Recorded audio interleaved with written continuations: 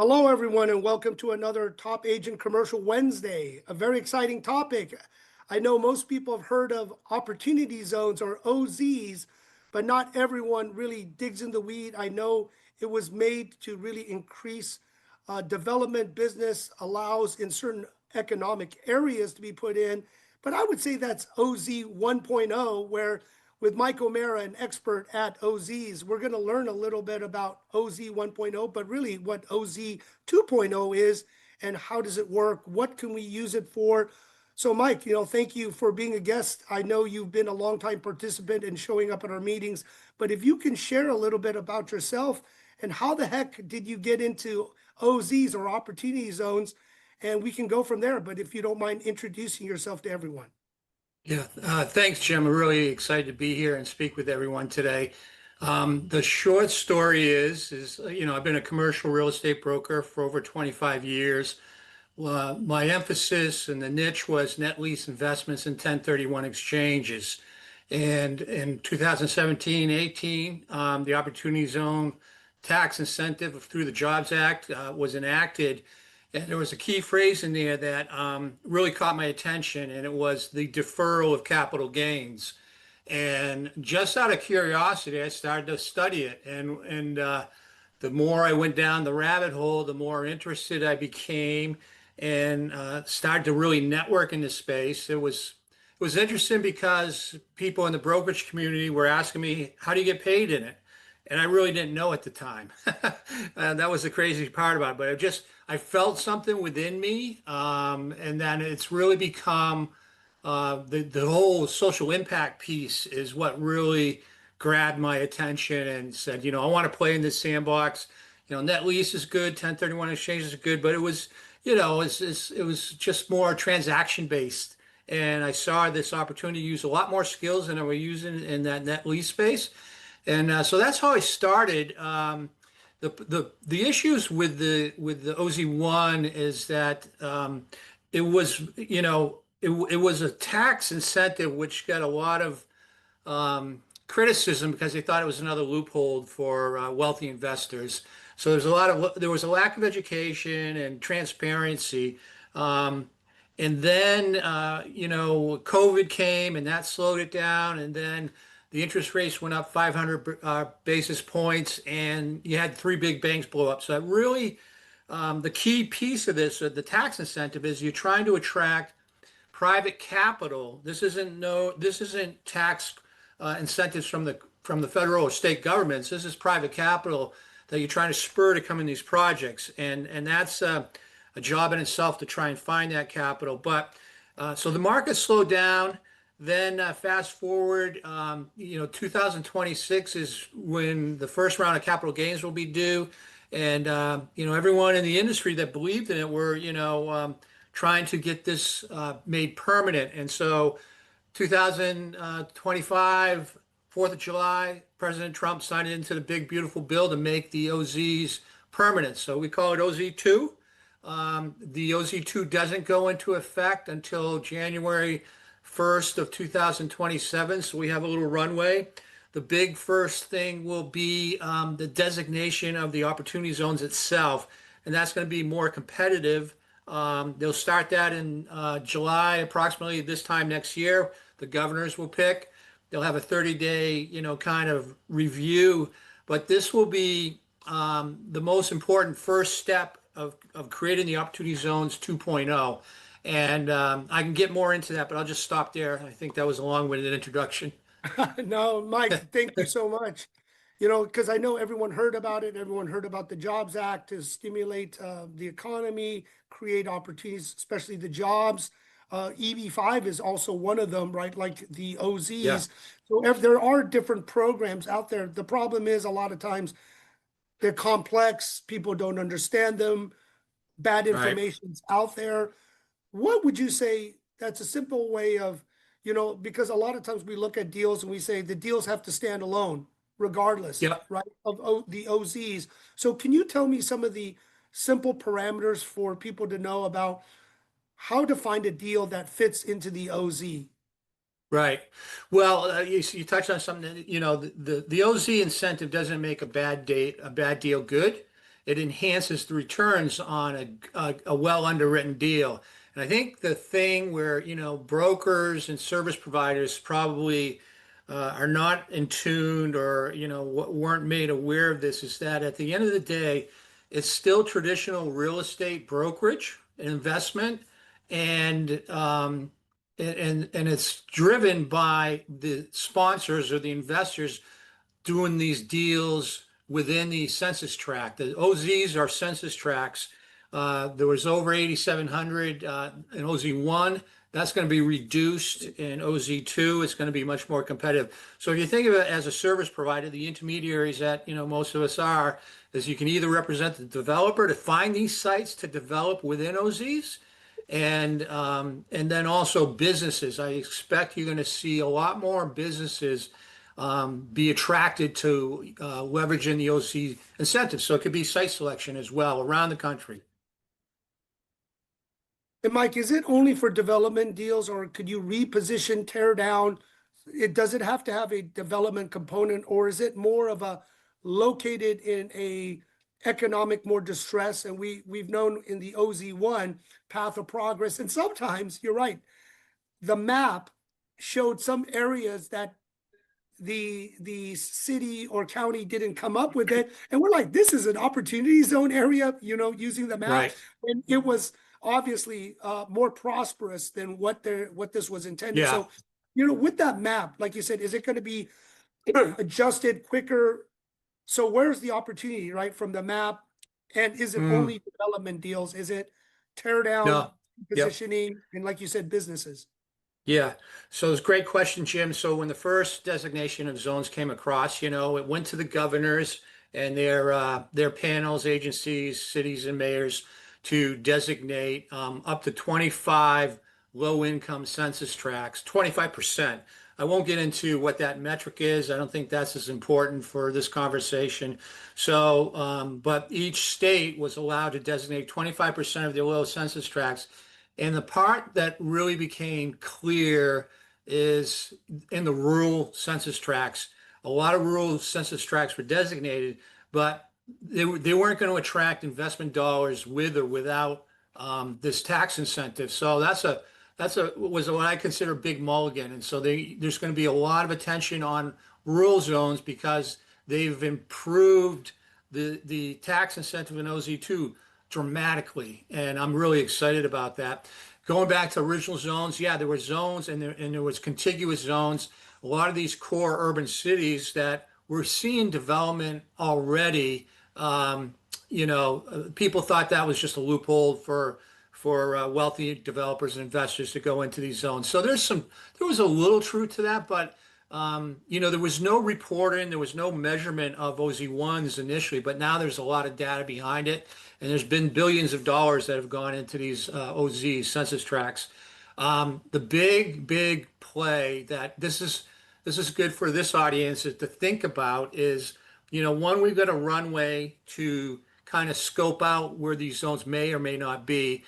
Some of the existing zones are going to be there, but there's going to be new designations. And so, will these zones be in the path of progress, or will there be businesses that you can attract to a rural zone because of energy infrastructure? There's a variety of things you're going to be able to look at in advance.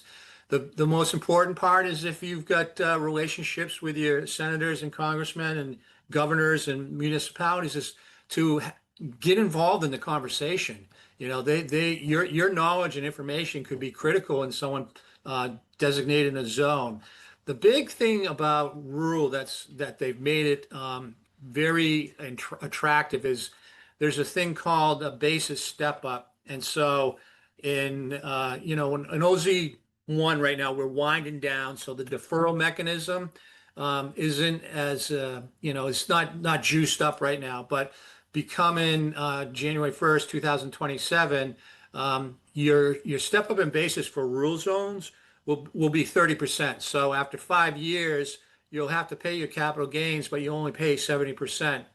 The other piece too is that, and the rule goes back to from OZ1, is that if you bought land and you did development, then you were clear. But if you took an existing building and rehabbed, you had to invest 100% of the basis of that building. So an example, if the property, was $1 million, you'd have to improve it up to $2 million to be in compliance.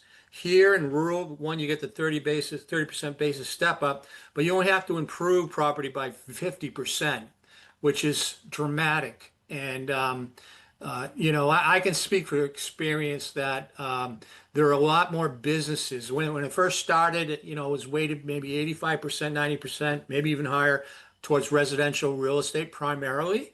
And now though the expectation is that these zones will be used to attract businesses. So when businesses come, there's ancillary opportunities from housing to convenience retail. There are other things that you could do around one of these big manufacturing plants that might be going in somewhere. Mike, with all the money coming in, and a lot of times in the rural area, right, it's a lot of storage, manufacturing, industrial warehouses. Obviously, Yeah. those are some of the hottest products. And with all this onshoring and business coming back to America, I mean, I'm in calls, Asia, Europe, Latin Yeah. America, everyone's trying to find land, find opportunities.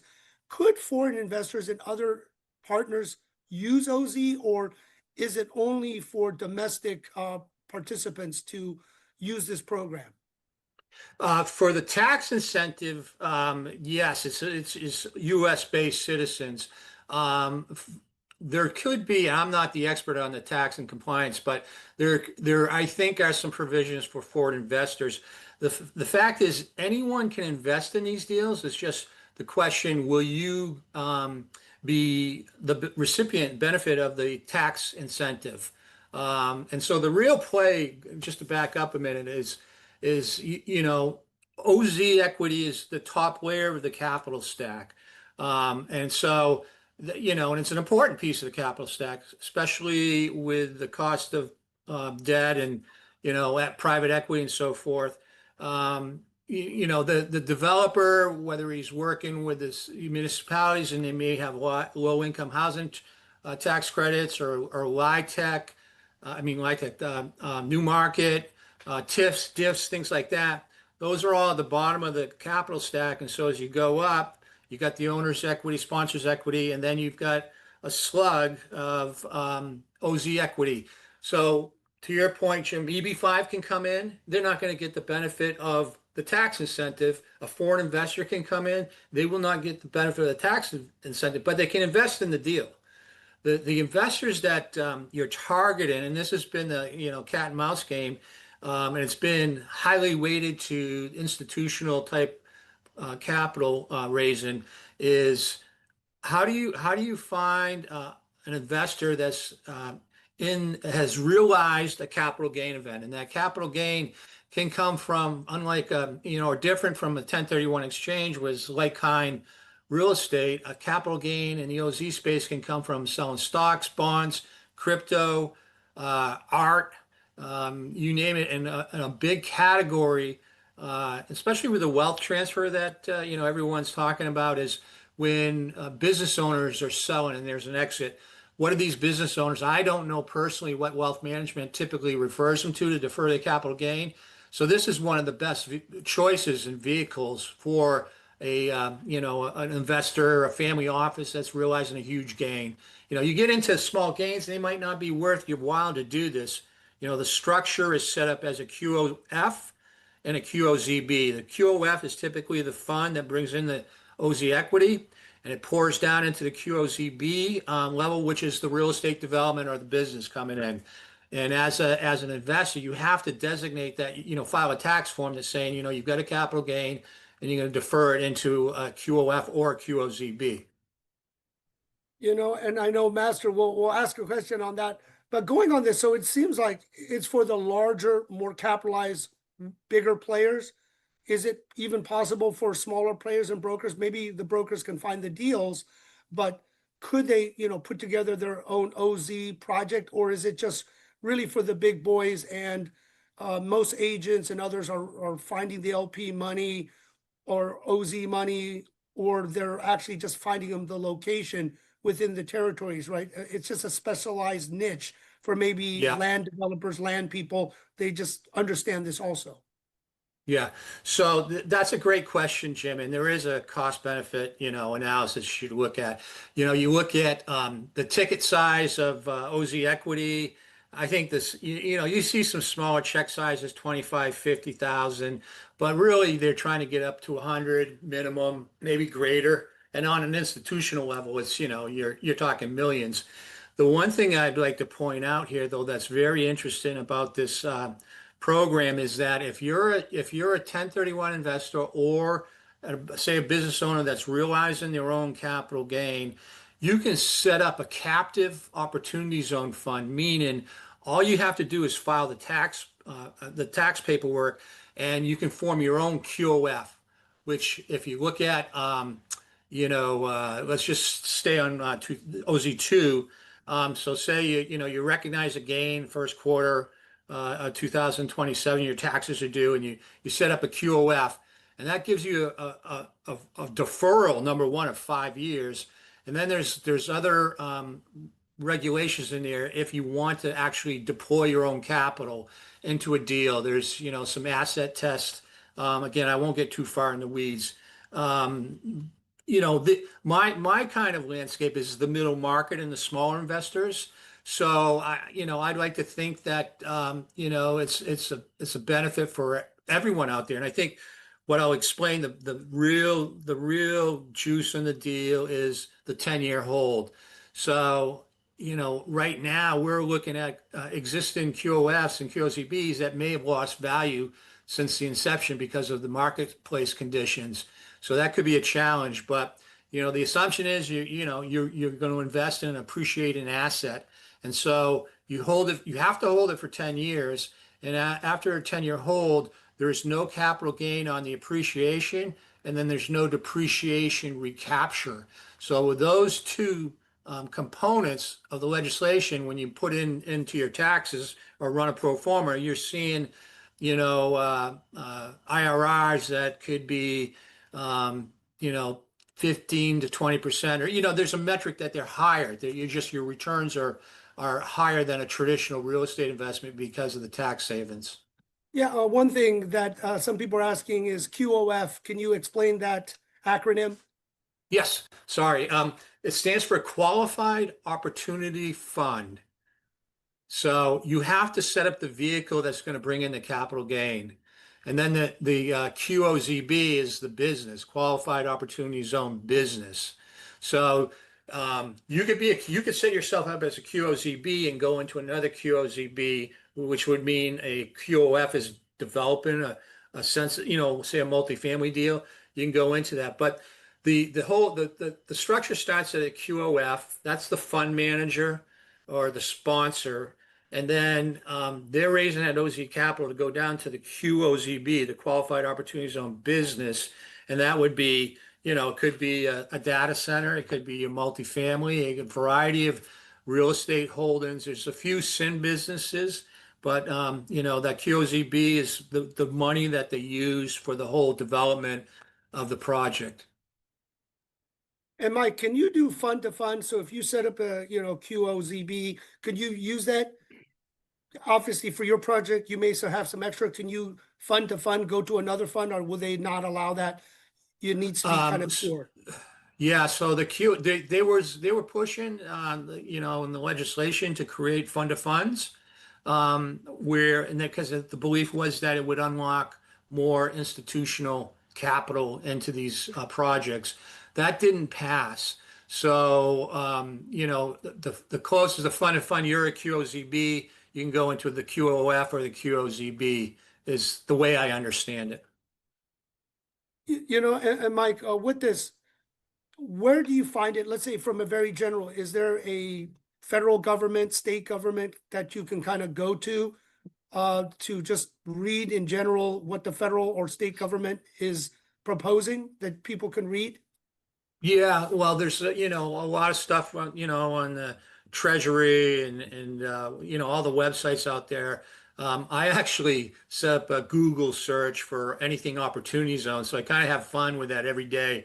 Right now there's just everyone's publishing an article on, the big beautiful bill and the benefit of opportunity zones. So that's been fun. I would say, for people that are, wherever they are located, probably one of the best places to start is, well, you can look on a map. There's a bunch of maps out there because you need to qualify the zones.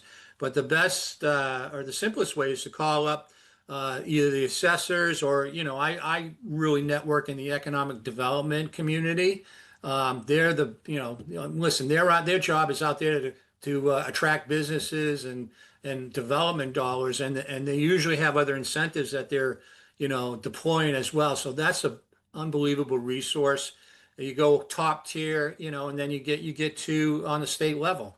This is all, it's a federal tax incentive, but it's all driven by the governors and the state level where these census tracts are going to be designated. So again, if you know of if you know you're in the path of progress and you got a comfort level that whether it's an existing zone or you anticipate it could become a new zone, I mean, that's an early entry point for a service provider to get into the conversation. And whether you're working with a sponsor or a business, to the reasons why you'd want to locate in a zone and take advantage of the tax incentive. Going on the tax incentive, I remember when I first heard about it, when it was just OZ, when it was passed, and we were talking to some Apple executives that liquidated stock that needed to put money to wash their Yeah. money 10 years.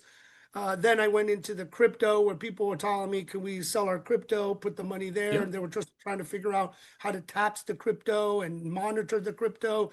So it's interesting. Correct. So with that, it kind of applies the same way, but just like everything else, like the EB5 right now, it's evolved like OZ's tightened up, found the holes, found the things that didn't work, made the things for why they wanted it to work, right? And not those kind of loopholes or just inefficiencies or fraud, right? That people Yeah. are committing. So what are you seeing? Is it still working for the large amount of money to use it, like you were saying, for the tax incentive to place those monies in certain areas, hopefully during for the path of progress? But is it still the crypto, these, as we see with IPOs and Figma and all these things, people putting money from that into it, or Yeah. is there others? Well, there's others, and I think I don't have the numbers or a range of numbers, but the stat is, kind of staggering that there's trillions of dollars of unrealized capital gains, and that's what everybody's trying to figure out. How do you tap into that?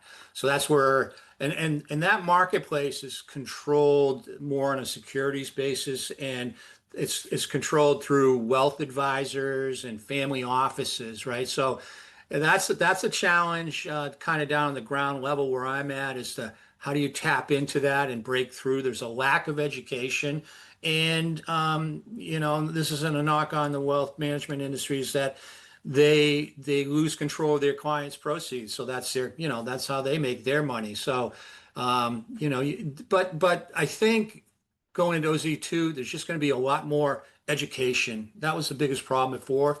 And that's how I cut my teeth. I've got all the bruises and scars to,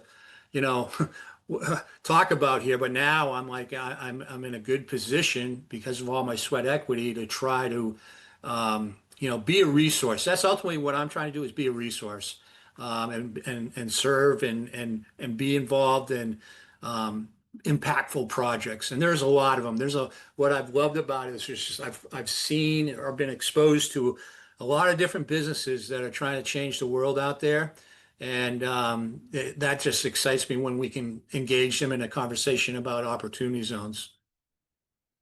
And that makes sense, because when I was talking to some broker dealers, they were putting some OZs probably to keep the money in-house.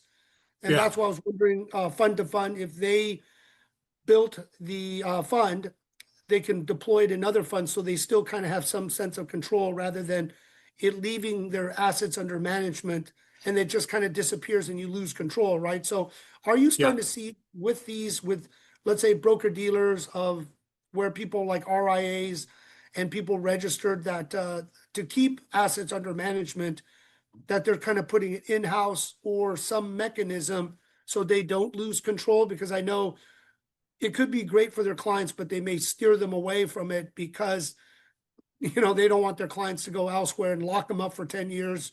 Right. And is there kind of these residual fees from it, or is it until completion of the project?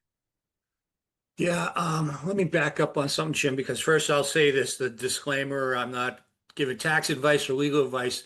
And as service providers, you're talking about a securities here. So I'll just call myself a broker. I can't go out and raise capital.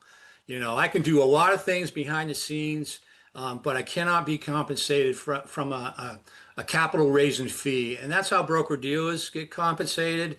The bigger developers use broker dealers in that network better than the smaller ones. The smaller sponsors don't have those resources, so you need to be compensated on a consultant advisory basis. The broker dealers, they typically, they get charged, they have a contract, and then their job is to go out across their network and try to raise capital. The thing that's critical for all of these deals, but in particular, you get into the broker deal world, is what's called a MIC report. And it's really the third party due diligence that these deals are credible, they're, legal structure, and they're going to be compliant. That's a big challenge for smaller middle markets sponsors because they don't have those resources. So what's happened for me is I've been able to, like you can appreciate this, Jim. It's like the global chain where there's a network of Opportunity Zone experts out there in different fields, tax, compliance, legal, that we kind of pool our resources together and help each other out. And so, I think the brokerage community it's been untapped. I think more brokers or service providers should really take a hard look at this. And, it's another quiver in your arrows there. And so, there's just this compliance line and securities line that you got to be careful about. No, and definitely, I was licensed Series 7 and many of the other licenses needed. So yes, stay compliant, stay good, because it was like the DST or the TICS. Is it a license? Is it this? Is it attorneys? EB5? Is it this? Is it that? So no, stay compliant. You don't want to definitely lose your license. Always talk to the expert third party, those that are registered reps, or the accountant, lawyers, right? We always CYA. I always say, don't think you can do it yourself, and ChatGPT can't answer all your questions. So cover yourself in CYA, right? Because it's fun to ask it all these questions and get some guidance or who to go to, but you don't want to do it all by yourself and everything. So Mike, another one before I open it up to guests is, how can they kind of be a consultant without raising funds and everything to add fees? Because we've talked before about valuing your time, being a consultant, putting all these pieces together, because that is some value in many of these, is where to go, putting some pieces together to really hire and contract you as a consultant, so you can put the broker dealer, maybe attorneys, CPAs, the right people, and somebody to even, structure the fund for you so you can go do it depending on your licensing and capacity. Yep. I look at it as really some traditional real estate brokerage skills come into play. You're just putting it in a different bucket, and places to look, or again, are just trying to identify if there's zones in your community. I would call the economic development agencies. There's be opportunities to get hired by them on a consultant basis or even a list-in basis. I think, going back as an OZ1, there was a lot of listings that said, yeah, this project's in an opportunity zone, but the brokerage community just didn't understand what it really was and how perhaps to use it as a tactical advantage.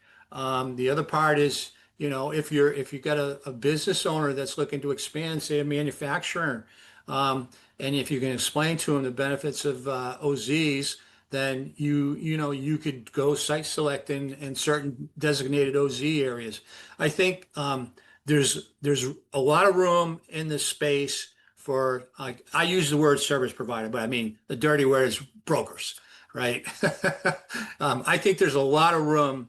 I wouldn't say like make it your full-time job or anything like I did, but there's just another angle for you to, be involved. And I think that once you get exposed to it, you're gonna like, wow, this is pretty cool because you're doing impactful work most of the time. And that's what's really driving me. And it just opens you up to a different sphere of investors and other vendors out there that otherwise you wouldn't. And that's what, it creates change. It makes you study and learn to grow in your business.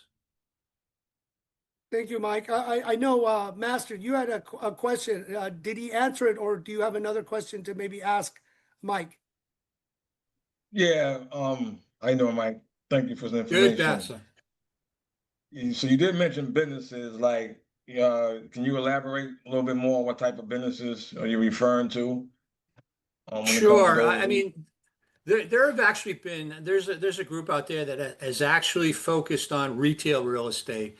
There's some nuances with you can't do a triple net lease though. It has to be a double net.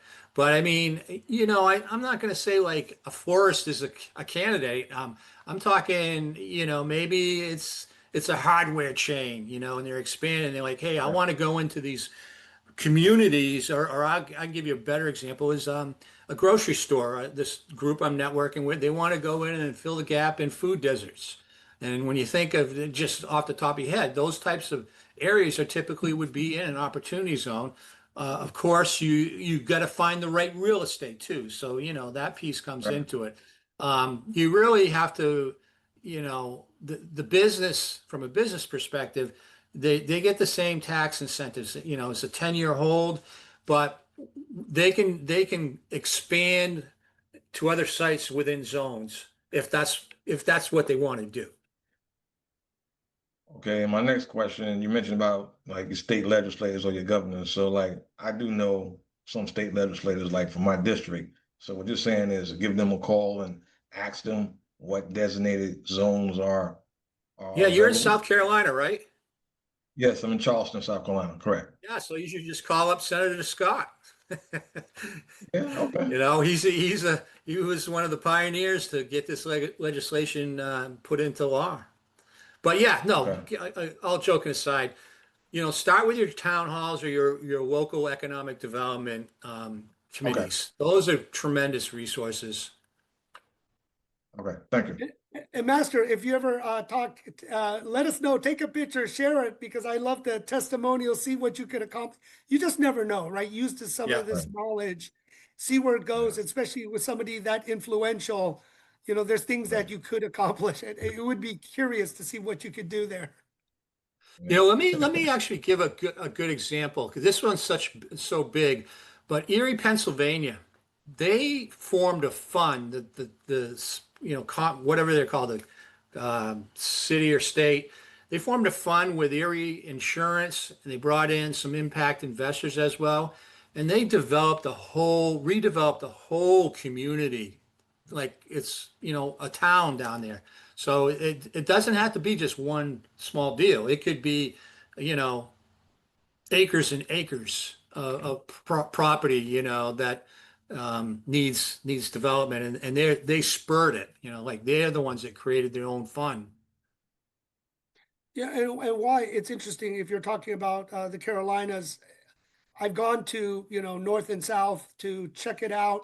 One of our friends and part of the company is bringing a lot of the Chinese foreign capital because of onshoring. It's increased it.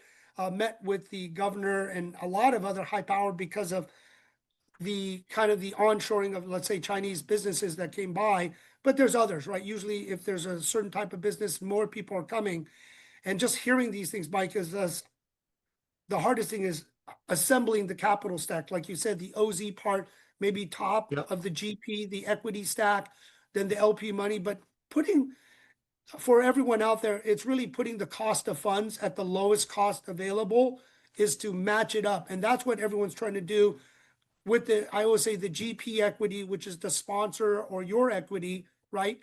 You add others to it to get hopefully positive leverage.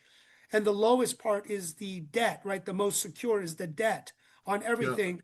But a lot of times the math doesn't pencil out for people, especially for land development. There's no income coming out. So Right.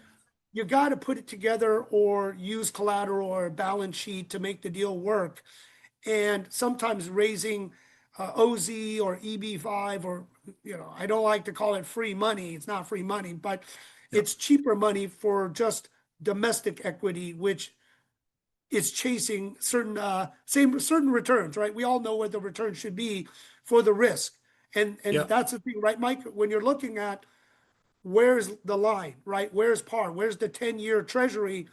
Everything else kind of plays around it. So what's the kind of the maybe yield spread too that you see from using OZ money to, let's say, domestic US for a similar product type? If it's a multifamily or it's a multifamily with OZs, I mean, the deal has to stand alone. But on the equity part, what do you think the delta is? I think it's between 5 to 15%. Yeah, That's that's an big. average range, Yeah. depending on the deal. I think, one thing that just came to mind I want to emphasize is, if you look at development pipelines, and I'll use multifamily because that was one of the, biggest asset classes, and it will continue to be one of the biggest asset classes. Right now, multifamily doesn't underwrite for all the reasons we've been talking about for, the last 2+ years. Most pencils are down. And there's been a lot of supply that still hasn't come online, but the expectation is that the absorption rate is going to be amplified, and then there'll be a supply balance problem. So if you think about a development pipeline, it usually takes you, 18 months, 2 years longer to, go through everything before you put a shovel in the ground. Well, that would line up pretty good right now with January 1st, 2027. And, we expect that, interest rates will be lower and inflation's down, and, and like I said, there's trillions of dollars of unrealized capital gains too. So like when you, on that note, is an area to network is, well, who are the high net worth businesses in your own community? It could be, a company that's been established in your community for 50 years. There's going to be a generational wealth transfer, and there's going to be a capital gains event. And so when you get to those type of prospects, they'll get pretty excited about leaving for their legacy, and and the transfer of wealth management is to make impact in their community that they've operated out of their whole careers. And Mike, one thing is, because we're talking so much about tax incentives, are there special CPAs or tax firms, right? Because it's all tax savings. Yeah. It's not always what you make, it's what you keep, right? That's the return. So Yeah.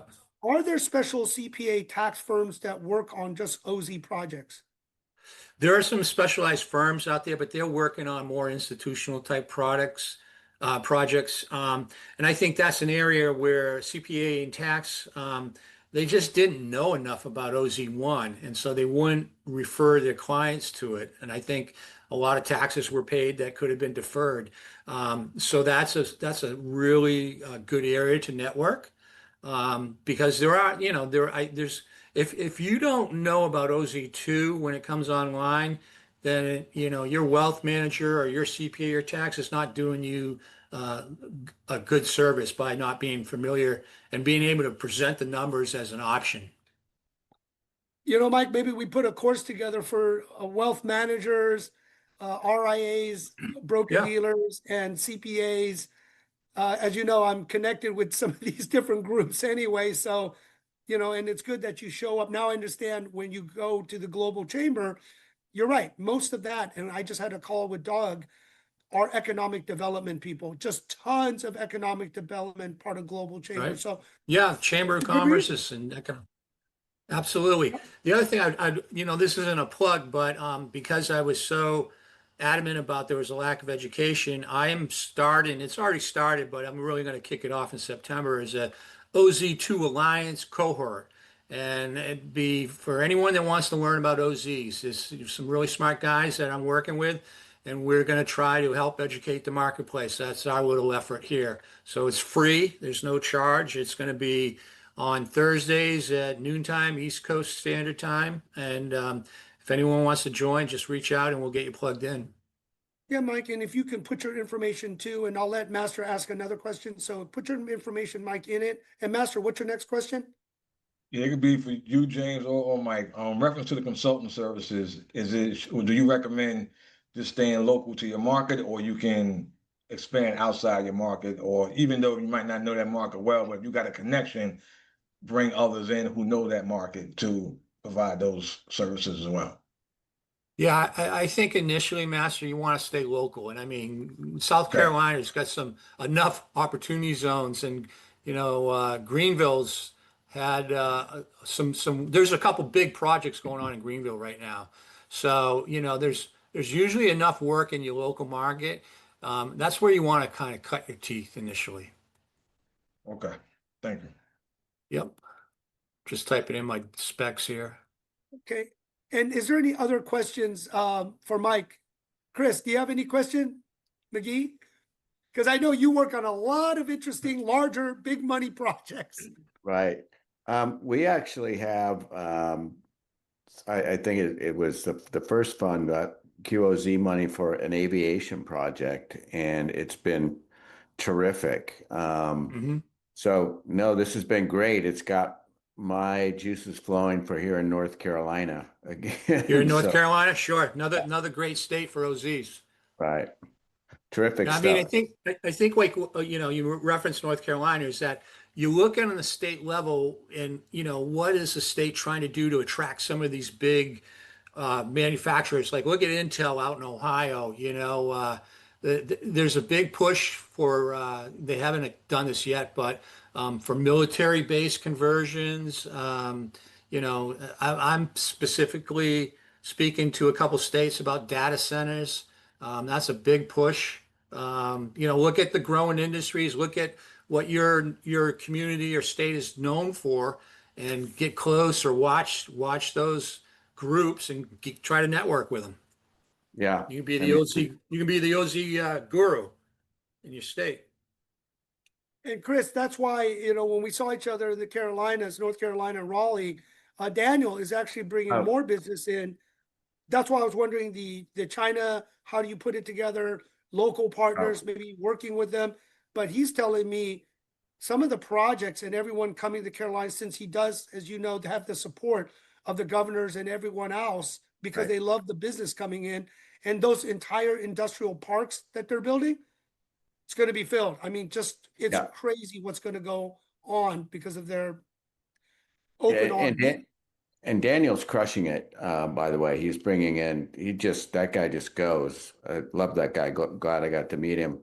Yeah, and the business that North Carolina is attracting, what we've got in Greensboro now is net zero coming in, and all the jet zero, sorry, all the jobs that they're going to be bringing up in that area for just the aviation piece. But then all of the data centers we're pushing so hard for, Digital Realty just doing that big project down outside of Charlotte, Amazon putting a lot of money in. Now Apple, the 600 billion that they're reshoring, not just Detroit, it looks like we're going to get some of that here in North Carolina too. So thanks, Mike. You've got me thinking of another arrow to put in the quiver.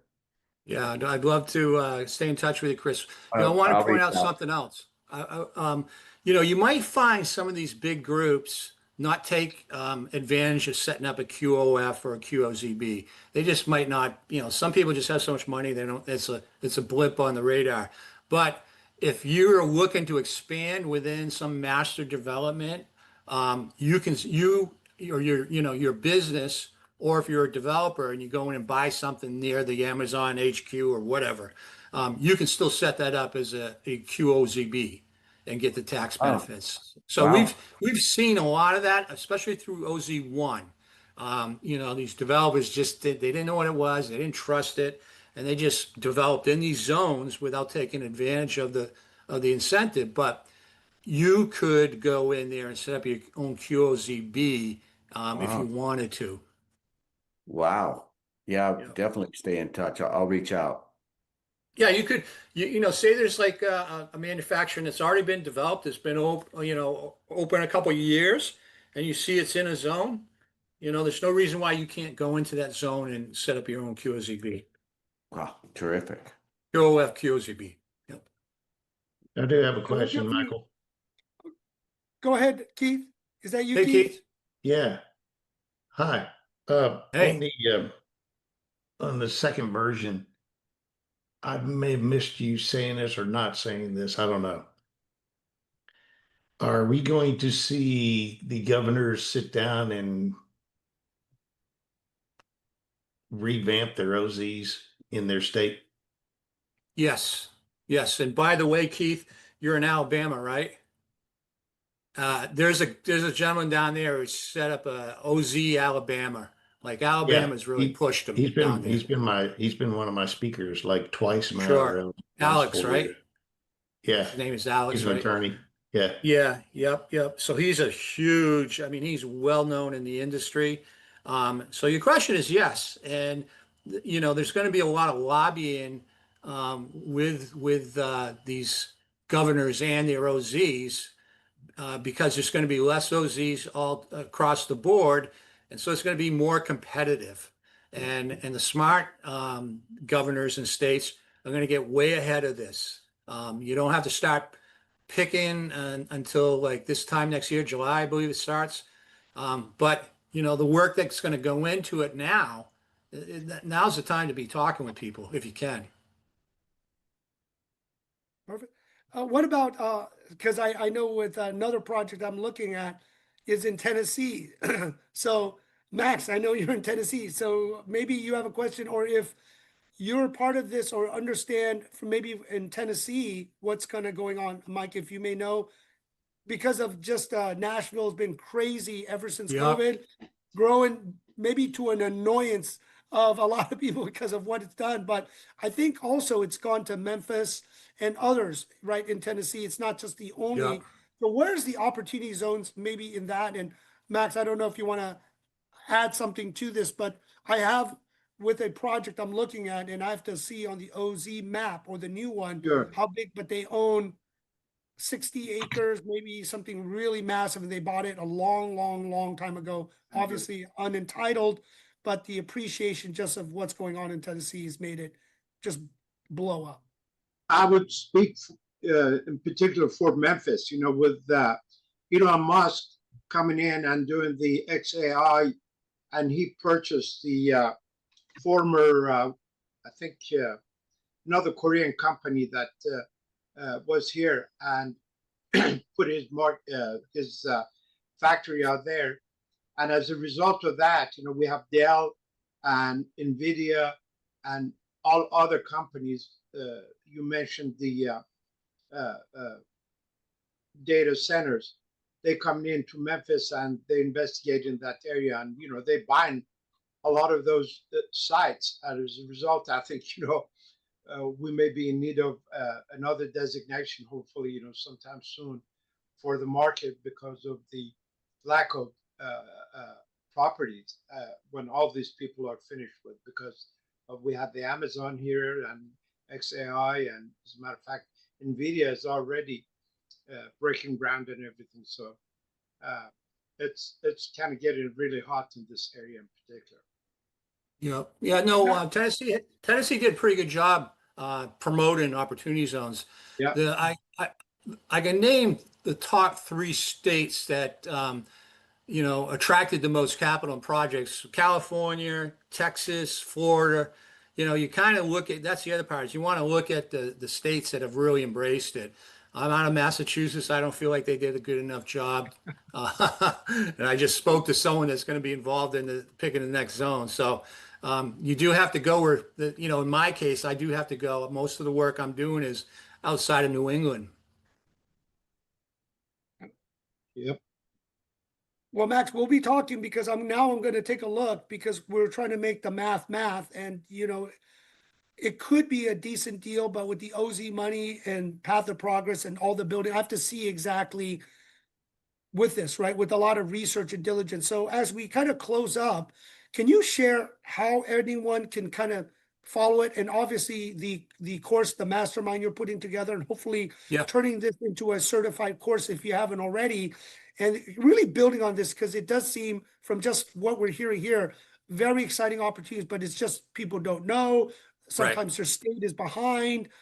Right. You know, how can they get this and just get better at this so they don't, or at least a quiver, so they have this extra, just like what I'm hearing right now. I think this could work for the Texas deal I'm looking at. Or Sure. sorry, the Tennessee. I would Google the big beautiful bill and opportunity zones. There are so many new articles out there that really make it very simple to understand what OZ1 is and what OZ2 is. I mean, just Google it up because the information is so fresh out there. That's the easiest way. Is you got to do some self-education, but if you got specific questions, don't hesitate to reach out. There's some good, I've got a group, OZ group on LinkedIn. There's a lot of communication on LinkedIn, and I could refer you to other resources too to help educate people. Mike, thank you. Max, you had another question. Yeah, I was going to say there's a lot of tax incentives also in here. They are really, really hot on that. We have a Chamber of Commerce that is very, very active, in attracting all these kind of people in there. And not far away from Memphis, there's another county next door to us that the Ford EV factory is be opening in 27 as a result of that. They have the whole city basically developed, and they're building a lot of apartments, retail, and the rest of the stuff. Huge, huge, huge opportunities in here, especially with the tax incentive that they have. Yep, totally. I think this is the thing, is just getting educated, tapping into this network.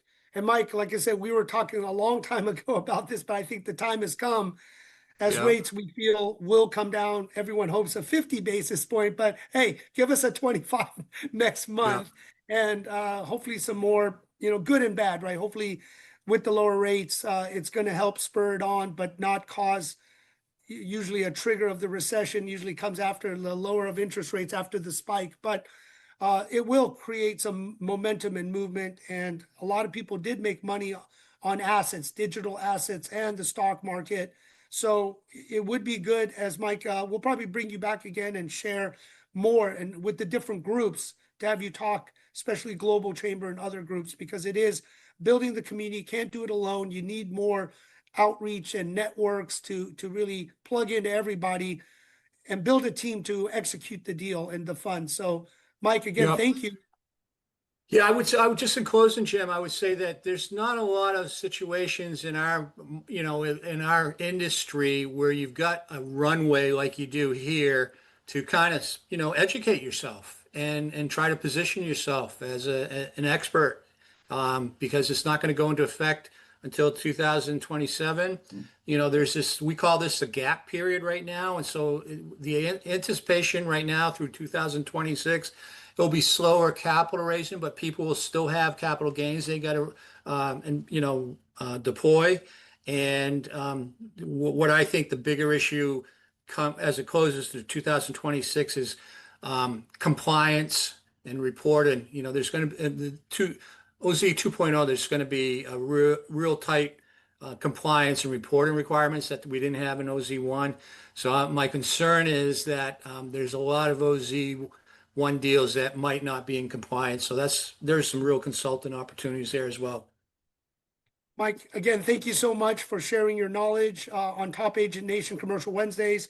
Please reach out to Mike to learn more and join us every week for cutting edge updates, ideas, concepts, so you could apply it to your business.